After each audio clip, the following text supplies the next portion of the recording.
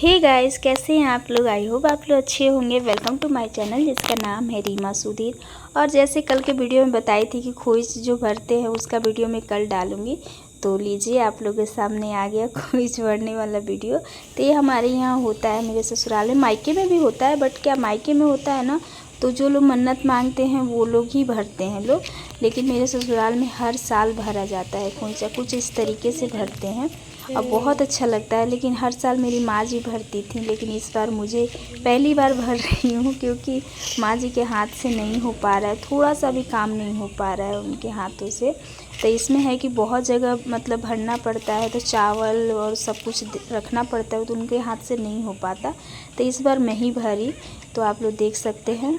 तो इस तरीके से, और बारिश इतनी तेज़ हो गई ना कि हम लोग गाड़ी बुक करके आना पड़ा। और बाबू की भी तबीयत ठीक नहीं थी, तो इसीलिए हम लोग गाड़ी बुक कर लिए। और उसके बाद गाड़ी में माँ जी और बाबू बैठी हैं और मैं यहाँ पे आ गई हूँ। तो करीबन 3 बज गया था और यहाँ आने में, तो यहाँ तो भीड़ नहीं था, लेकिन आगे देखिए बहुत भीड़ रहता है, बहुत जगह भरना पड़ता है। तो अभी आ गई हूँ मैं मंदिर में, दुर्गा मंदिर में। तो यहाँ पे भी इस तरीके से कपड़ा बिछाकर बहुत लोग भरते हैं लोग। तो इस तरीके से जो समझ में नहीं आ रहा था माँ जी से मैं पूछ ले रही थी। देखती तो हूँ हर साल, लेकिन क्या भूल जाती हूँ, लेकिन इस बार भरी तो फिर ध्यान हो गया कैसे कैसे सब कुछ करते हैं। तो आप लोग देख सकते हैं। तो आप लोग भी बताइएगा कि आप लोग के यहाँ होता है या नहीं। तो यहाँ पे इस तरीके से घी लगाकर फिर सिंदूर की। और ये माता के मंदिर में भी बहुत भीड़ नहीं था, सब लोग सुबह 3 बजे से ही लोग भरने लगते हैं। मैं भी सोची थी सुबह में भर लूँ, लेकिन नहीं हो पाया। बाबू की तबीयत ख़राब होने से वो पूरे रात जगती थी और मुझे भी जगना पड़ता था, तो मतलब नहीं हो पाया, मतलब सुबह सुबह उठ ही नहीं पाई मैं। तो अभी आई हूँ, 3 बज गया था, बारिश स्टार्ट हुआ, उसके बाद मैं आई यहाँ पे भरने के लिए। और बारिश अभी छूट गया था, लेकिन बादल ऐसे ही घेरा हुआ था, जैसे लग रहा था कितना बारिश होगा। तो यहाँ पे आप लोग देख सकते हैं। जो समझ में नहीं आ रहा है मैं माँ जी से पूछ रही हूँ, क्योंकि कोई भी पूजा कीजिए बहुत नियम से किया जाता है, लेकिन हाँ कुछ भी अगर छूट जाता है तो भगवान माफ़ करे, बस यही रहता है।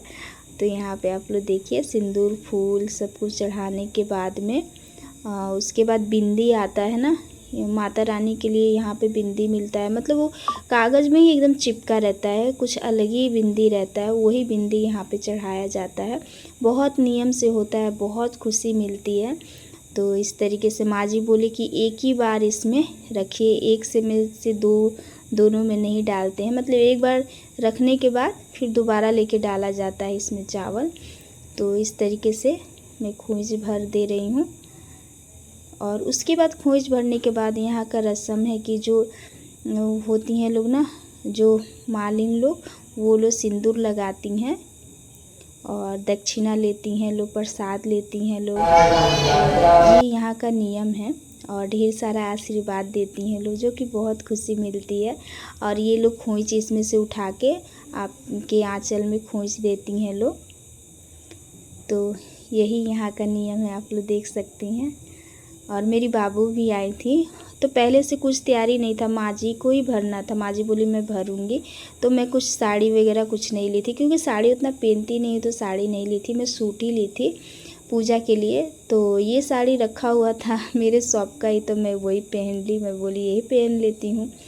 तो यहाँ पे आप लोग देख सकते हैं, यहाँ पे भी भरा गया। फिर बाहर ना 4-5 जगह भरना पड़ता है, तो टाइम तो थोड़ा लगता है, लेकिन खुशी बहुत मिलती है। कोई भी पूजा कीजिए तो मन के सुकून बहुत मिलता है। उसके बाद से ये सब करने के बाद वीडियो बनाने के लिए मैं मेरे यहाँ आंटी लोग काम करती हैं लोग ना, उन्हीं की एक बेटी हैं, उन्हीं की बोली थी कि आप चलिए साथ में। थोड़ा आ गई साथ में, तो थोड़ा हेल्प भी हो गया, क्योंकि बाबू बहुत परेशान कर रही थी माँ जी को। उसके बाद पंडाल में आ गई, यहाँ पे भी भरना पड़ता है, जितना पंडाल है ना सब में खोइच भरना। तो यहाँ पे भरने के बाद फिर जाएंगे दूसरे पंडाल में। तो इसी तरीके से मैं जितना और उसके बाद यहाँ का पंडाल आप लोग को दिखा रही हूँ, तो आप लोग देख सकते हैं। इस तरीके से बना हुआ था, बहुत अच्छा लग रहा था। और डांडिया भी था। बहुत अच्छा मतलब प्रोग्राम था, तो सब कुछ बहुत अच्छा था। बस एक ही दिन तो जा पाई, बाबू को तबीयत ख़राब होने की वजह से मैं नहीं जा पाई और बारिश भी होने लगी। रात में जाने का प्लानिंग था लेकिन नहीं जा पाई।